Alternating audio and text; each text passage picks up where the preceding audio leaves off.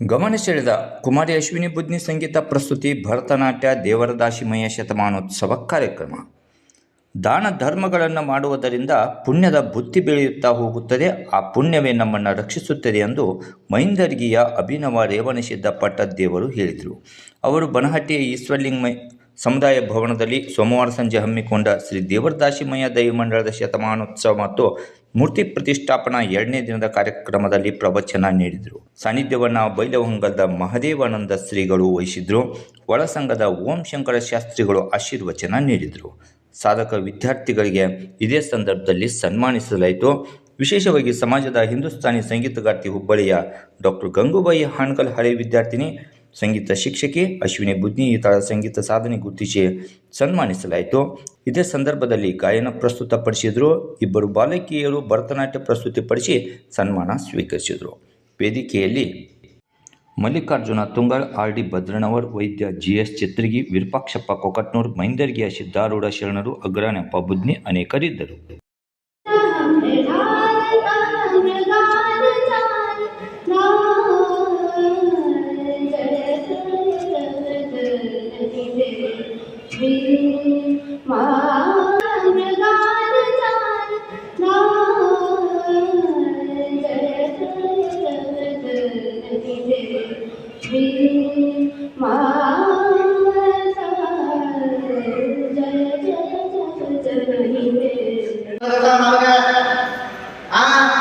ನೀವಂತೀರಿ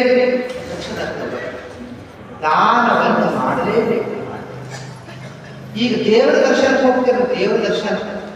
ದೇವರ ದರ್ಶನಕ್ಕೆ ಹೋಗುವಾಗ ಯಾವಾಗಲೂ ನಾವು ಬರೀ ಕೈಲಿ ಹೋಗಬಾರ್ದು. ನಕ್ಕೆರೆ ಆಗಲಿ ಸಕ್ಕರೆ ಆಗಲಿ ನೀವು ಒಯ್ತೀರಿ, ಕೈಯ ಮೇಲೆ ಅಡ್ಡಾಕಿ ಒಯ್ತೀರಿ. ಸಿದ್ಧಾರ್ಥ ತಾವು ಅನ್ನ ಮಾಡ್ಕೊಂಡು ಊಟ ಮಾಡ್ತಾನ. ಈ ಸಕ್ಕಿದಾಗ ಅನ್ನ ಮಾಡ್ಬೇಕೈತ್ರಿ, ಒಯ್ದಿಡ್ತೀರಿ.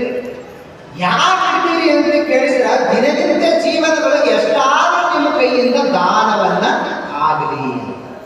ಭೂಮಿಗೆ ಒಂದು ಕಾಳ ನೀವು ಜೋಳ ಹಾಕಿದ್ರಿ ಅಂತಂದ್ರೆ ಭೂಮಿ ತಾಯಿ ನಿಮ್ಮ ಋಣ ಇಟ್ಕೊಳ್ಳಲ್ರಿ. ಏನ್ ಮಾಡ್ತಾಳ? ಒಂದು ಕಾಳಿಗೆ 1000 ಕಾಳನ್ನು ಕೊಡ್ತಾಳ.